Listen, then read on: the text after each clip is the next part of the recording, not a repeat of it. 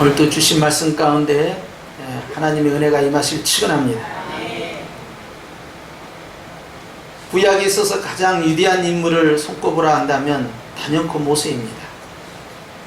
구약 성경의 근간을 이루는 모세오경 토라의 저자도 모세입니다. 창세기부터 신명기까지의 말씀을 통하여 한 가정, 즉 아브라함이라는 작은 가정을 큰 민족, 이스라엘이라는 큰 민족으로 세워가는 주도적 역할을 한 사람도 바로 모세입니다. 모세가 어떤 인물이냐, 모세가 어떻게 하나님 앞에서 쓰임을 받았느냐 할 때 등장하는 것이 출애굽기 3장입니다. 그는 한때 화려했던 왕궁의 왕자의 삶을 살았습니다. 뭐든 다 할 수 있을 것 같습니다. 무엇이든 안 되는 것이 없을 것 같았던 그의 젊은 시절이 그에게 있었습니다. 그리고 그는 정말 하나님을 믿는 사람으로서 하나님을 믿는 내 가족, 내 동포, 내 민족 히브리 사람들이 학대받고 핍박받고 노예 생활하는 것에 대해서 분개하면서 생활을 했습니다. 어머니와 가족들로부터 이미 여호와 하나님에 대해서 교육이 되었고 신앙의 학습이 되었기 때문에 어렸을 때부터 그의 마음 가운데에는 철저히 하나님을 섬기는 믿음이 있었습니다. 하나님의 은혜로 인해서 그가 40년 동안 궁궐에서 생활을 했지만 왕자의 신분이었음에도 불구하고 이제 내가 뭔가 우리 동포들을 위해서 해야 되겠다 하는 마음으로 쓱 나섰다가 그가 했던 일은 사람을 죽이는 일이었습니다. 살인자가 되어서 그 살인의 행위가 드러날까봐 바로를 피해서 광야로 급히 도망갔던 시기가 바로 그의 나이 꽃다운 40세였습니다. 우리 사회에서도 40살이 되면 이제 사회의 핵심 코어 멤버로 참여를 해서 내가 이제 우리 사회에서 좀 중요한 역할을 할 수 있겠구나 하는 나이이기도 합니다. 그런데 그는 40살이 되었을 때 도망자의 모습으로 광야로 나갔습니다. 그리고 과거를 추억하면서 전에 내가 했던, 내가 생활했던, 내가 경험했던 그러한 것들을 기억하면서 세월을 흘려보내고 있었습니다. 그가 광야에서 했던 일은 자기 처갓집 장인 어른이 가지고 있는 양떼를 돌보는 일이었습니다. 애굽 사람들은 가증히 여기고 천하게 여겼던 그 목축업을 그가 왕자의 신분을 떠나서 하고 있었던 것입니다. 목축업에 대한 경험이 있었던 것도 아니었지만 그는 40년 동안 목축업의 일을 진행했습니다. 그리고 40년이 흘러갔습니다. 그의 나이 80이 되었습니다. 이제 내가 뭔가 새롭게 해보겠다라고 도전할 수 있는 나이가 아닙니다. 이제는 인생을 마감을 하고 이제는 위에서 부르심에 따라 이 땅을 떠나야 할 준비를 해야 할 나이입니다. 새로운 것에 대해서 꿈을 가지고 상상력을 펼칠 수 있는 그러한 나이가 아니라 과거에 있었던 추억이나 되새김질 하면서 그저 옛날 옛적에 이런 일이 있었다라고 들려주는 일 외에는 할 것이 없을 것 같은 나이가 80세였어요. 그럼에도 불구하고 하나님께서는 그 80세 된 모세를 만나신 것입니다. 그가 하나님의 산 호렙에 이르렀다 했는데 광야에서 생활하는 목자가 양떼를 데리고 이 호렙산에 처음 가봤겠습니까? 여러 번 갔지요. 자주 가지요. 동선이 있습니다. 이 계절에는 어느 쪽으로 가야 되겠다. 어디에 가면 물이 있고 어디에 가면 초목이 있고 어디에 가면 쉴 곳이 있다. 정확하게 알고 있죠. 다른 데로 끌고 갈 수가 없어요. 정확하게 양떼들을 보호하기 위해서 양떼들이 쉴 만한 곳으로, 양떼들이 마실 수 있는 물이 있는 곳으로, 우물이 있는 곳으로, 그늘이 있는 곳으로 그들을 끌고 가야 됩니다. 그렇기 때문에 광야의 지리에 대해서 그가 무지한 게 아니고 정확하게 알고 있는 사람이 있어요. 한두 번 온 것도 아닌 이 호렙에 왔을 때 거기에 광야에 있는 나무 가운데 하나가 떨기나무입니다. 그 떨기나무는 지금도 존재합니다. 그렇게 크거나 화려하지도 않아요. 그런데 그 떨기나무에 이상한 현상이 벌어졌습니다. 나무가 불에 타고 있는 겁니다. 불에 타고 있음에도 불구하고 그 나무가 사라지지 아니하고 그대로 있는 거예요. 이 광경을 목격하고 그는 이것이 무슨 일인가 하고 그 나무에 가까이 다가서려다가 하나님을 만나게 된 동기가 됐던 것입니다. 우리에게는 하나님이 교회로 부르시는 어떤 계기가 있고 어떤 사건이 있고 어떤 상황이 있습니다. 내가 하나님과의 극적인 어떤 만남이 있든지 아니면은 점진적으로 디모데처럼 주일학교 때부터 교회의 문화 안에서 성장한 그러한 삶을 살았던 우리는 주님과의 아름다운 만남이 우리 안에 기억되고 있습니다. 그런데 모세가 광야 40년 생활을 하면서 그의 나이 80이 되었을 때 그가 기다리고 있었던 것은 무엇이었을까 하는 것입니다. 그는 소망이 없었어요. 소망이 없는 이유는 내가 아무것도 할 수 없기 때문에 소망이 없는 겁니다. 내 수중에 돈이 있다든지 건강이 있다든지 능력이 있다든지 사람을 끌어모을 수 있다든지 뭔가 내 꿈을 펼칠 수 있을 만한 내 자신의 기본적인 소유가 없었다 이 말이에요. 그러니까 내가 뭘 할 수 있겠어요? 아무것도 할 수 없는 거죠. 그런 세월 동안에 그가 이 가시떨기 나무의 불꽃을 발견한 것입니다. 그는 그 불꽃을 통하여서 신비한 체험의 경험자가 되어서 가까이 다가서고 있을 때 그의 모습은 참으로 초라하기 짝이 없었어요. 그런데 놀라운 사실은 하나님께서는 그런 모세를 기다리고 있었다는 것입니다. 아브라함에게 이 땅을 너와 네 자손에게 주겠다라고 하는 그 약속을 430년 후에 행하시겠다는 그 말씀대로 주님께서는 이스라엘 백성을 부르시기 위한 언약의 성취를 모세를 통하여 하기를 원하셨고 그리고 그 기간 동안을 기다리셨어요. 모세라는 인물을 들어서서 주님께서 그 일을 진행하시고자 하실 때 모세는 헛발질을 하면서 40년을 허비했고 또 40년을 다시 허비하고 있었던 것입니다. 하나님께서는 자그마치 80년 동안 모세라는 한 인물을 기다리고 있었어요. 여기 80세 이상 되신 분들 한번 생각해 보시죠. 내 세월, 금쪽 같은 세월 좋은 기에 다 흘러가서 기억은 지금도 청춘이지만 내 육신은 내 형편은 이제 그때로 돌아갈 수 없는 노인이 되었을 때 내가 뭘 할 수 있겠습니까? 그런데 주님께서는 뭘 하시겠다는 거예요. 주님은 초라하고 남루한 노인, 실패하고 좌절하고 과거나 추억하고 있는 노인, 꿈도 없고 소망도 없고 생기도 없고 새로운 호연지기와 비전도 없는 이 노인을 향하여서 주님은 기다리고 계셨던 것입니다. 실패자였습니다. 그는 무능한 사람이었습니다. 전에는 유능하다고 했지만 이제는 아무것도 할 수 없는 사람입니다. 단지 남의 양떼나 관리하고 있는 그러한 사람, 주님은 기다리고 또 기다렸던 것입니다. 우리는 하나님 앞에 기도할 때 주님, 저에게 한 번만 기회를 더 주시옵소서. 주님, 저에게 한 번 주님이 복을 주시면 내가 하나님 앞에 크게 영광을 돌릴 것만 같은데요. 내가 과거에 하나님이 나에게 큰 물질의 복을 주시고 하나님이 나에게 무언가를 선택할 수 있는 어떤 초로의 찬스를 주셨는데 내가 지금 돌이켜보면 그때를 놓친 것이 후회가 됩니다. 한 번만 저에게, 한 번만 우리 가정에, 한 번만 내 일터에, 내 사업장에 한 번만 더 주님 기회를 주신다면 얼마나 좋을까요? 라고 생각하는 것이 사실입니다.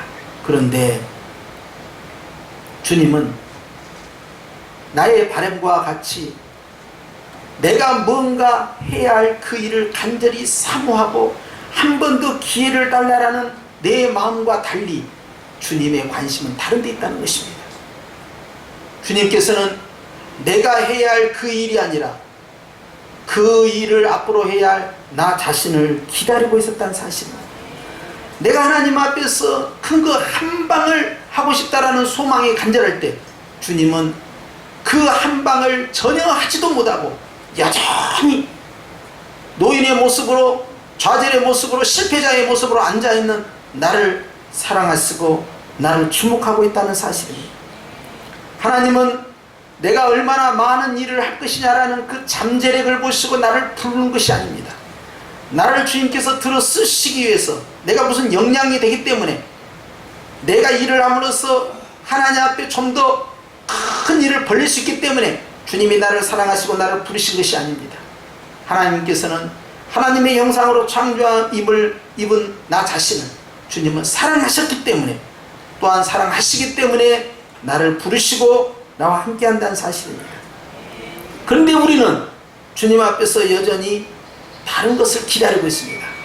바로 한 번의 기회를 달라라는 그러한 소망으로 주님이 나에게 주실 축복을 기다리고 있습니다. 한 번의 기회를 기다리고 있습니다. 근데 주님은 나를 기다리고 계십니다. 이것이 차이점이에요. 여러분, 그렇기 때문에 우리가 하나님 앞에서 주목해야 할 것은 내가 가정 안에서, 내가 가족들 안에서, 내가 교회 안에서, 내가 사회 안에서 뭔가 순기능을 하고 어떤 역할을 하고, 그래서 내 공동체 안에 유익이 되기 때문에 하나님이 나를 사랑한 게 아니라, 여러분 항상 기억해야 할 것은 부자와 거지 나사로를 주목해야 됩니다.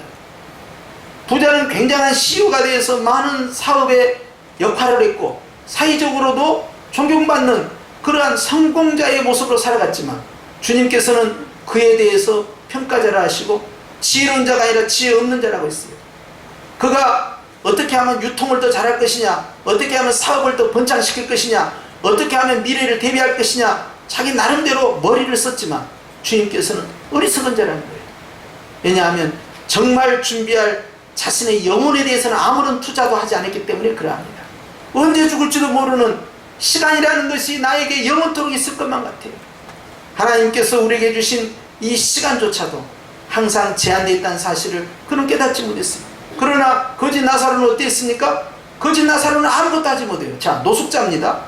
자, 다른 사람한테 가서 빌어먹습니다. 자, 그런 사람이 병까지 들었습니다.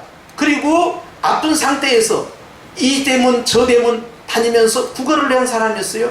가족에게 도움이 됩니까? 이스라엘 공동체 안에 무슨 도움이 됩니까? 이 사람이 그 시대에 무슨 크게 쓰임받는 사람입니까? 아니면 오히려 사회 가운데서 또 저런 사람이 다 있단 말이야, 이렇게 손가락질을 받을 만한 사람 아니에요? 그런데 그가 아브라함의 품에 안겼다는 사실이에요. 이건 놀라운 반전입니다. 어떻게 해서 그런 일이 가능했느냐?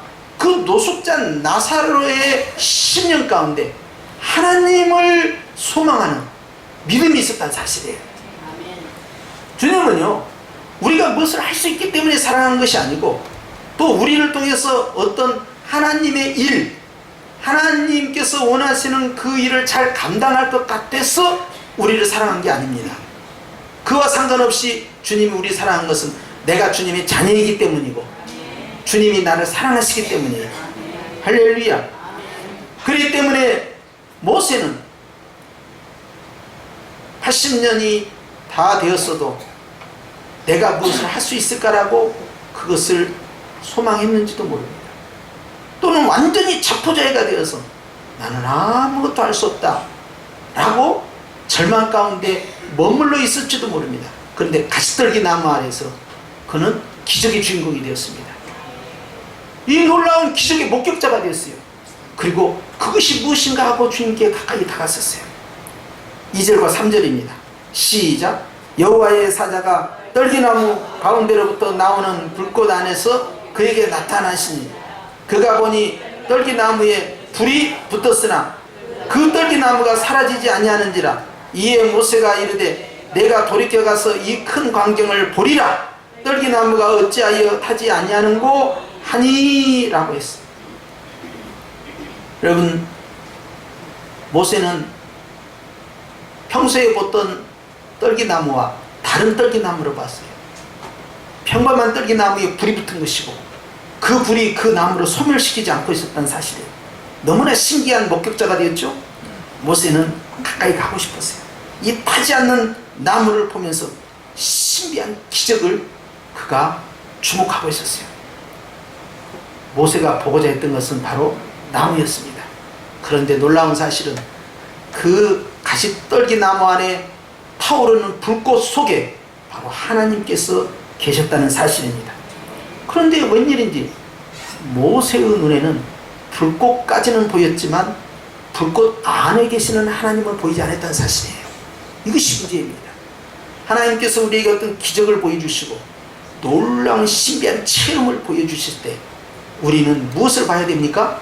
바로 그 안에 계시는 예수 그리스도를 봐야 되는 것입니다. 예수님께서 병든 자를 고쳐주셨습니다. 죽은 자를 살렸습니다. 귀신을 쫓아냈습니다. 많은 권능을 행했어요. 그렇게 하시고 주님이 원하는 건 뭐였습니까? 그가 육신이 건강해서 일상의 생활로 돌아가는 거였습니까? 아닙니다. 너의 육체를 고치신 하나님이시다. 이제는 네가 이 육체를 가지고 너를 위해 살지 말고 하나님께 기쁨이 되는 삶을 살아라. 이 놀라운 치유의 기적을 통하여서 이제는 네가 하나님을 만나야 되는 것이다. 너를 치유하신 하나님이다. 네가 상상할 수 없는 놀라운 물질의 축복을 받고 기적의 주인공이 되었으면 하나님은 그 일을 통하여서 네가 주님을 만나기를 원하는 것이다. 주님의 음성을 듣고 이제는 네가 그 일 가운데 함께 하시는 하나님을 찬미하면서 내가 한 것이 아니요 주님이 하셨노라고, 그리고 주님이 원하는 길로 가는 것이다. 그걸 보여주기 위해서 주님이 기적을 주신 거예요. 사람들이 상상할 수 없는 신비한 영적 체험을 한 이유도 바로 거기에 있습니다. 그 사건을 통하여, 그 일을 통하여 하나님을 만나라는 것입니다. 모세가 진정 봐야 할 것은 하나님이 만드신 불꽃이 아니라 바로 하나님이었던 것입니다. 그런데 모세는 그걸 보지를 못했습니다. 그렇기 때문에 주님께서 그에게 목소리를 내시기 시작했습니다. 무엇을 목소리를 냈습니까? 4절입니다. 시작. 여호와께서 그가 보려고 돌이켜오는 것을 보신지라 하나님이 떨기나무 가운데서 그를 불러 이르시되 모세야 모세야 하시매 그가 이르시되 내가 여기 있나이다 하고 그렇게 주님께 고백을 했어요. 여러분, 모세의 관심이 불꽃에 집중되고 기적에 집중되고 현상에 집중되고 나타나는 것에 집중되고 응답받은 것에 집중하고 있을 때, 신비한 체험 가운데 머물러 있을 때 주님께서는 그 이면에 바라보지 못하는 모세를 향하여서 주의 음성을, 목소리를 들려주신 것입니다. 그는 보지 못했고 느끼지 못했지만, 경험하지 못했지만 이제 자기가 진정으로 들어야 되고 봐야 되고 느껴야 되고 들어야 되는 것은 바로 하나님 자신이었던 거예요. 그렇기 때문에 하나님의 음성 가운데 그의 귀가 열린 거예요. 이제는 모세가 주님과의 첫 만남이 극적으로 이루어지는 순간입니다. 주님은 모세의 이름을 잊지 않았습니다. 모세라는 이름을 정확하게 2번을 불렀습니다. 모세는 깜짝 놀랐죠? 모세라는 이름은 물속에서 건짐을 받았다라는 뜻인데, 물속에서 언제 건짐을 받았습니까? 80년 전에 건짐을 받았고, 그리고 그 장소는 어디였습니까? 나일강이었습니다. 누가 건졌습니까? 바로의 공주가 건져냈죠. 그리고 그는 어찌 됐습니까? 왕자가 되었어요. 모세라는 이름 속에는 이와 같은 많은 스토리가 들어있어요. 그가 어떻게 생명을 얹었고, 물에서 어떻게 구원을 받아가지고, 그가 어떻게 왕자의 신분으로 40년을 보냈는가가 그 단어 속에 다 함축되어 있는 것입니다. 그런데 그 모세를 깨우신 거예요. 이름을 통하여서 깨우신 거예요. 모세는 깜짝 놀랐죠. 잃어버린 자기의 인생 40년, 잃어버렸던 그 모세라는 단어 속에 들어있는 그 스토리를 그는 알지 못했지만 주님이 그를 깨우신 거죠. 이제 모세는 들어야 됩니다. 불꽃 가운데 계신 주님의 음성을 들어야 됩니다. 기적과 능력으로 응답받은 그 축복 속에서 신비한 그 목격자 모세가 이제 하나님의 음성을 들어야 되는 것이죠. 그래서 주님 앞에 더 가까이 나가는 것이죠. 그러면서 주님께서는 5절에 이렇게 말씀하십니다. 시작. 하나님이 이르시되 이리로 가까이 오지 말라. 뭐 하지 말라? 오지 말라. 왜? 그 다음 시작. 네가 쓴 곳은 거룩한 땅이니 네 발에서 신을 벗어라 하는 거예요. 요약하자면 신 벗기 전에는 가까이 오라 오지 마라, 오지 마라는 거예요. 왜 그럴까요? 그것은 거룩한 곳이라는 거예요. 여러분, 전에도 다녔던 호렙산입니다. 전에도 있었던 가시떡입니다. 그런데 왜 느닷없이 그곳이 거룩한 땅이 되어야 됩니까? 그곳에 누가 오셨기 때문에? 하나님이 오셨기 때문에. 여러분, 우리는 여기 강대상에 올라오는 이런 여러 가지 물건들을 봅니다. 오늘은 또 이렇게 예쁜 화분이 왔어요. 이 화분이 화원에 있을 때는 화분이에요. 그런데 하나님께 바쳐지는 순간 이 화분은요 선물이 되어버립니다. 하나님께 드려졌다는 거예요. 그래서 우리가 성부라고도 하고요. 자, 이제 성경이라고 합니다. 자, 그리고 우리 성도들을 향하여서 이름을 뭐라고 합니까? 성도라고 해요. 여러분 이거 주목해야 돼요.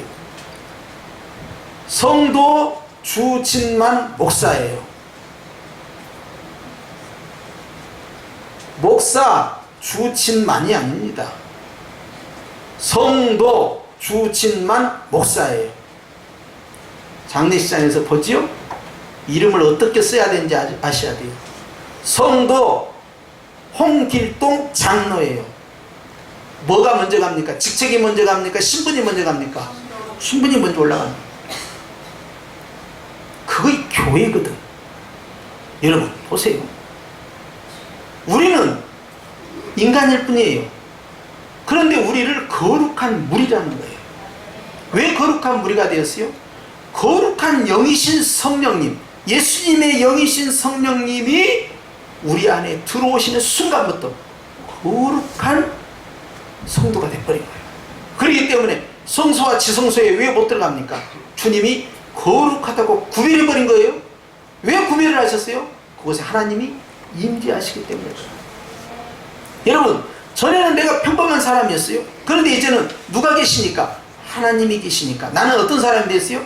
거룩한 사람이 된 거예요. 존귀한 사람이 된 겁니다. 이유는 딱 하나예요. 내가 어떤 일을 했기 때문에, 어떤 성과를 남겼기 때문에 그런 호칭이 붙은 게 아니라 하나님으로부터 사랑을 받고 예수님을 믿는 순간에 주님이 나와 함께 하시니 그 순간 나는 하나님 앞에 거룩한 자가 된 거예요. 깨끗한 삶을 살았기 때문에 그 호칭을 붙여주신 것이 아니라 하는 것입니다. 그래서 주님께서는 이제 모세에게 말씀합니다. 이곳은 거룩한 땅이다. 네가 전에 다녔던 그 호렙산이 아니다. 네가 전에 봤던 그 뜰기나무 그 위치가 아니다. 하나님이 임하신 곳이다. 그래 네 신발을 벗어야 한다 라고 말합니다. 신약에 있어서 에베소 6장 말씀에 전신갑주를 입으라 하면서 신발은 평안의 신발이라 그래요. 평안의 복음의 신발. 내 삶이 주님의 복음을 통하여서 평안, 샬롬입니다. 이것을 유지케 하는 신발이에요. 그렇기 때문에 주님께서 부활하신 다음에 첫 번째 던진 메시지가 샬롬, 너희에게 평강이 있을지어다예요. 부활하신 주님이 주시는 첫 번째 선물입니다. 놀라운 일이죠. 여러분, 평강이라는 것은요 환경을 통해서 만들어진 것이 아니라 부활하신 주님의 그 엄청난 고난과 그 놀라운 기적을 통하여서 승리하신 주님이 주시는 하늘의 은사인 겁니다. 그렇기 때문에 사람이 만들고 환경이 만들고 마인드 컨트롤에서 만든 평안과는 완전히 다른 거죠. 위로부터 내려오는 은사가 되는 거예요. 그런데 주님께서요 구약의 위대한 지도자 모세에게 네 신발을 벗어라 하는 거예요. 신발을 벗고 광야 생활을 할 수 있을까요? 없습니다. 그런데도 신발을 벗으라는 거예요. 신발을 벗은 상태에서 움직일 수 있어요? 없습니다. 근데 신발을 벗으라는 거예요. 왜? 그것은 거룩한 곳이니까. 여러분, 우리가 신발을 신은 상태에서 침상에 올라갈 수 있습니까? 신발을 신은 상태에서 밥상에 올라갈 수 있어요? 없습니다. 깨끗이 씻어야 돼요. 유대인들은 특별히 식사를 할 때 비스듬히 누워서 식사를 합니다. 그렇기 때문에 사전에 손을 깨끗이 씻고 발을 씻어야 돼요. 그런데 깨끗하지 않는 상태에서 깨끗한 곳에 들어갈 수가 없다 이 말이에요. 그러니 네 신발을 벗는 것부터 시작하는 것이다. 그 신발은 누구의 신발입니까? 모세의 신발입니다. 하나님이 주신 신발이 아닙니다. 그 신발을 신고 그는 수십 년을 여기저기 다녔습니다. 환경에 따라 밀려다니고 자기가 가고 싶은 대로 가게 되고 그런 인생을 사는 신발이에요. 많은 스토리가 들어있는 신발이에요. 그런데 그 신발을 벗으라는 거예요. 주님께서는 그가 신고 있는 그 신발이 거룩하지 않다, 깨끗하지 않다, 부정하다라고 본 겁니다. 그러한 나의 삶에 때 묻은 신발을 가지고 주님 앞에 나갈 수 없다는 것입니다. 그것은 죄악의 신발이었습니다. 거룩하지 않는 신발일 뿐만 아니라 자기의 가고 싶은 대로 자기의 생각과 판단대로 움직였던 그런 인생의 신발입니다. 자기의 감정과 자신의 이성적 판단에 의해서 나아갔던 신발이에요. 그 신발을 주님은 벗어버리라는 거예요.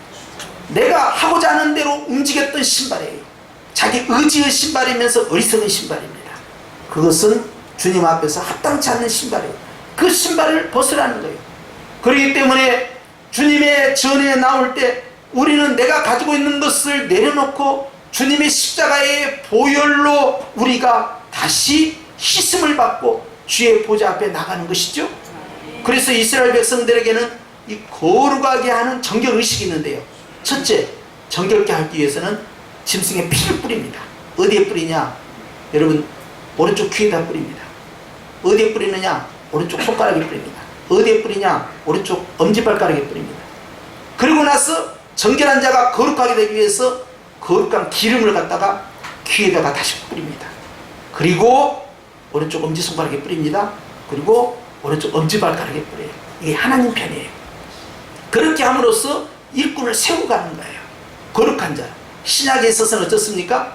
우리가 감히 성소에 들어갈 수 없고 감히 지성소에 들어갈 수 없거늘 그의 피를 힘입어서 아버지의 보좌 앞으로 들어간다.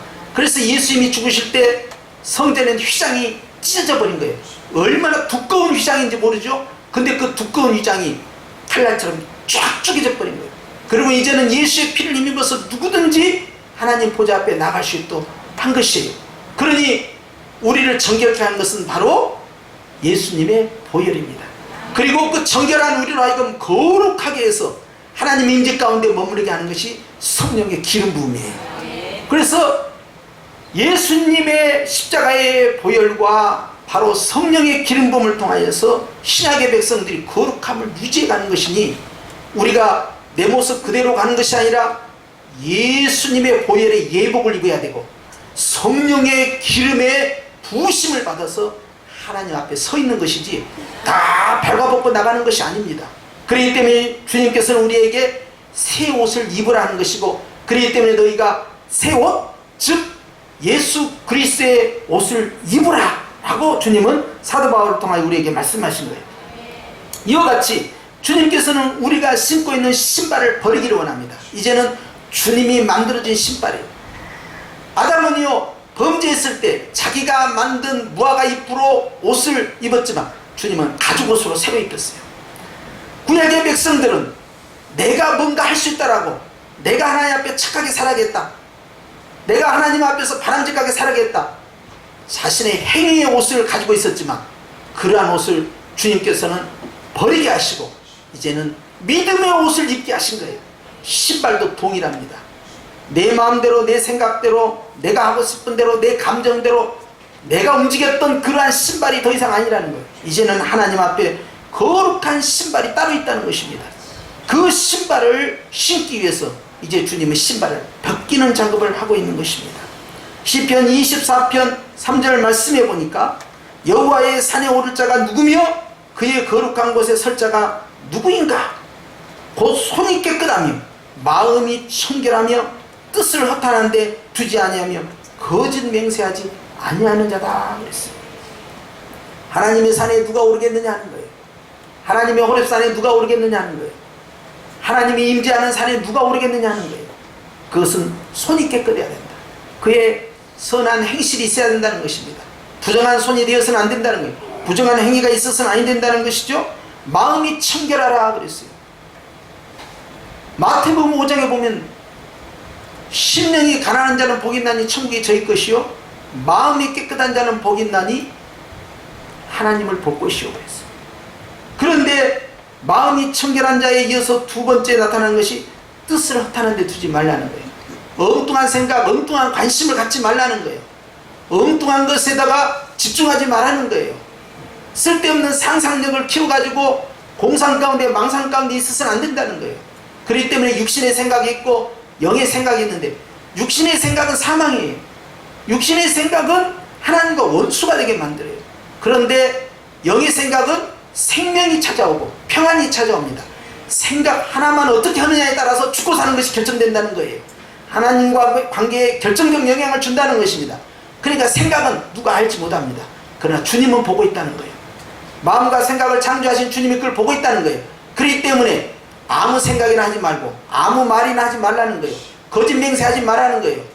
정직한 말을 하라는 거예요. 그런데 우리는 생각하기에 예수 믿는 사람이 착하게 살고 도덕적으로 윤리적으로 살고 그리고 선하게 살고 거짓말하지 않냐고 부정하지 않냐고 뇌물받지 않냐고 그렇게 살아서는 직장에서나 일터에서 사회에서 그런 사람은 적응할 수 없다. 그런 사람은 항상 왕따를 당한다. 그렇게 생각할지 몰라요? 그런데 여러분 거기에 속아서는 아니 됩니다. 그 사단의 속임수예요. 내가 머리를 굴려가면서 뇌꾀를 가지고 적당히 이렇게도 살고 저렇게도 살고 부정직하게 살고 거짓말도 하고 그렇게 해서 하나님과 사람 앞에 부끄러운 일을 적당히 하면서 여러분 성공할 것 같습니까? 주님은 그걸 기뻐하지 않습니다. 여러분 우리가 생각하기에 지나가다가 이단이 요즘 여름에 더우니까 수박아치를 요만한 컵에다 만들어 가지고 얼음을 동동 떼가지고 날씨도 더운데 그걸 주면서 이거 하나 잡수시고 가세요 그랬어요. 자 그럼 여러분 어떻게 하실랍니까? 저 이단이 화채를 주네. 내가 저거 먹고 내가 니기들은 내가 안 따라가지롱 그렇게 해가지고 그것을 화채를 딱 먹으면 좋겠어요 안 좋겠어요? 화채라고 하니까 안 속네. 자 이단에 한번 가기만 하면 금 한 돈씩을 준디야. 30분만 앉아있다 오면 야 우리가 가서 절대 그 사람 말을 속지 않고 금 한 돈씩 받도록 앉아만 있다 하고 금 한 돈씩 받자. 한 사람을 데리러 가면 9돈을 준단다. 우리 그렇게 가지고 가갖고 그 감 갖다가 야 그거 헌금하면 되잖아. 좋은 일 쓰면 되잖아. 갈 거예요 안 갈 거예요? 갈지 안 갈지는 주님이 아시지만 그런데 여러분 아셔야 됩니다. 누가 보고 계세요? 주님이 보고 계세요. 그렇기 때문에 여러분 우리는 이걸 알아야 돼요. 우리가 착하게 살고 정직하게 살고 거짓말하지 않냐고 뇌물받지 않냐고 부정한 짓 하지 않냐고 못된 짓 하지 않냐고 착하게 살고 선하게 살고 아름답게 그렇게 살아가는데도 가정에서나 직장에서나 사업에서 길이 열리고 여기 아멘 해야 돼. 또 승진하고 사업이 잘 되고 가정이 잘 되고 직장이 잘 되고 사업장이 잘 된다는 것을 보여줘야 돼요 안 보여줘야 돼요? 보여줘야 돼요. 여러분 너희가 나를 위하여 모든 것을 다 버리고 부모나 전토나 자녀나 주택이나 모든 명예를 다 버리고 나를 따라오는 자에게 내가 금생에 있어서 몇 배의 복을 주고 100배의 복을 주고 내 생에 있어서 영생을 얻지 못할 자가 없다고 그랬어요. 하나님의 뜻대로 살았는데 정직하게 살았는데 착하게 살았는데 예쁘게 살았는데 말씀대로 살았는데 거짓말 안 짓고 살았는데 뇌물받지 않고 살았는데 그랬는데도 주님이 내 가정에 복을 주셨다? 그것을 증명하고 간증해야 할 사람이 바로 성도인 것입니다. 우리는 하나님의 말씀대로 살 때 행복해지고 하나님 말씀대로 살 때 성공하고 하나님의 말씀대로 살 때 하늘의 복과 땅의 복을 받고 하나님 말씀대로 살 때 자녀와 자손들이 길이 열린다라는 확신을 가져야 돼요. 물론 그리 아니하실지라도 그렇게 해서는 안 되지만 말씀대로 살면 반드시 주님께서 그 일에 개입을 하시는 거예요. 왜냐하면 내가 주님 편이 되었으니까 주님이 내 편이 되시는 거예요. 그런데 내가 하나님 앞에 적당히 살고 주님 보고 급하니까 주님 도와주세요 빨리 좀 도와주세요 SOS 한다고 해서 주님이 내 편 들어준 게 아니에요. 그러니까 내가 그 길로 가지 말라고 했잖아. 그러니까 내가 그거 하지 말라고 했잖아. 그러니까 내가 너 그거 관계 끊으라고 했잖아. 너는 말 안 듣더니 결국 그리 갔구나. 주님은 내가 그 문제에 대해서 깨닫고 회개할 때까지 기다리시는 거예요. 고통은 고통대로 당하는 거예요. 여러분 그렇게 가서는 아니 되는 것이죠. 그렇기 때문에 오늘 주님께서는요 우리가 무엇을 보고 있느냐? 여러분 주님을 봐야 됩니다. 주님이 주신 축복을 봐서는 안 돼요. 주님을 보라고 주님이 축복해 주신 것 뿐이에요. 할렐루야. 그렇기 때문에 내가 하나님 앞에 큰 물질의 복을 받든 또 주님으로부터 성공이라는 큰 복을 받든 형통이라는 복을 받든 또 자녀들의 길이 활짝 열린 시온의 대로의 복을 받든 또 건강의 복을 받든 내가 마음에 꿈에 그리던 그런 소원이 이루어지든 그런 것은 누구를 보라는 거예요? 주님을 보라는 겁니다. 하나님 앞에 가까이 나가라는 거예요. 그런 일을 통하여서. 여러분 이거 기억나시죠? 주님께서 베드로에게 오른쪽으로 그물을 던져라 했어요, 안 했어요? 그래서 우편으로 그물을 던졌어요. 아니, 조그마한 배에, 그 넓은 갈릴리 바다에서 이쪽으로 던지면 고기가 있고 이쪽으로 던지면 고기가 없고, 고기들이 무슨 이열 정대로 어디서 기다리고 있는 거예요? 그 조그마한데? 여기나 그게 물속에서는 의미가 있어요, 없어요? 아무 의미가 없어요. 그런데도 순종하고 베드로가 그물을 던졌죠. 결과가 어찌 됐어요? 엄청난 고기를 잡아냈습니다. 그러자 베드로가 팍 무릎을 꿇고 첫 마디가 뭐예요? 이렇게 많은 물고기를 잡게 해서 감사합니다. 한 달은 먹고 살겠나이다. 주여 감사합니다. 다음에도 또 한번 올라와 주세요. 이렇게 말한 것이 아니라 뭐라고 했어요? 주여, 나는 죄인으로서이다. 나를 떠나시옵소서. 누구를 봤어요? 자기 죄를 봤어요. 누구를 봤어요? 주님을 봤어요. 모세는 지금 가시떨기 나무 아래서 자기의 신발을 봐야 됩니다. 자기의 부정한 걸 봐야 돼요. 자신이 왜 실패했는지, 왜 하나님 앞에 아픔을 주었는지, 그 좌절의 원인을 자기가 봐야 돼요. 자기 자신을 먼저 살펴봐야 되죠. 그리고 나서 주님을 보는 거예요. 그것이 거룩이죠. 그런데 그 다음에 어찌 됐습니까?